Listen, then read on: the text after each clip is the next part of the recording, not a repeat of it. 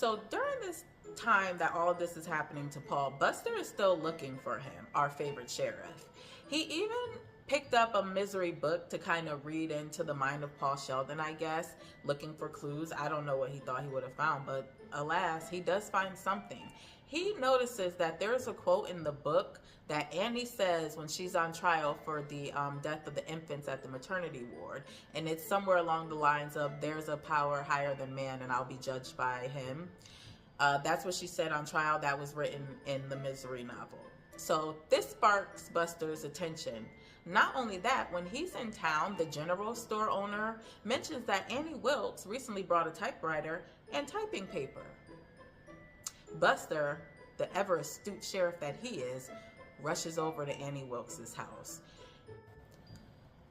So Buster's driving up Annie's driveway and she can hear him. So she immediately runs into Paul's room with a syringe, sticks him, and then takes him, brings him over to the cellar and throws his ass down the cellar stairs. Right as she's about to open up her front door and right before Buster can knock, they meet each other. And she's all, oh, she's so sorry, you scared me. And Buster inquires about anything she may know about Paul Sheldon, and Annie just can't help herself and rattles on about every single fact you can possibly know about Paul Sheldon. Where he's from, where his parents are from, their first and last names, his mom's maiden name, his first fish, all types of crazy stuff. So then she realized, oh, I'm rattling on, and she invites Buster in. Buster is kind of looking around as Annie is just talking about Paul Sheldon and the news of him missing and how, she was so distraught and hurt.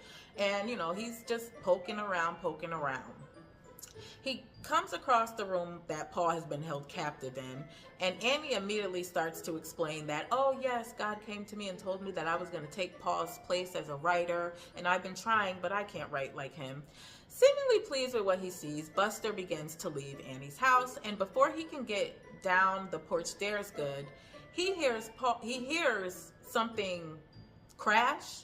And so he runs back up and he's calling out for Annie. Miss Wilkes, are you okay? And then he hears a man screaming. He opens the cellar door to see Paul Sheldon laying down at the bottom of the steps. Before Buster can get Mr. Sheldon out completely, Annie blows a hole through his chest from the back with a rifle.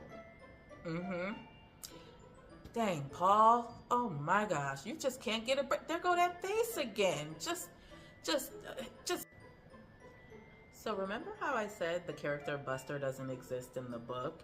It's actually a state trooper that kind of embodies the character of Buster, but on a way smaller capacity. And he doesn't get shot. He actually gets stabbed.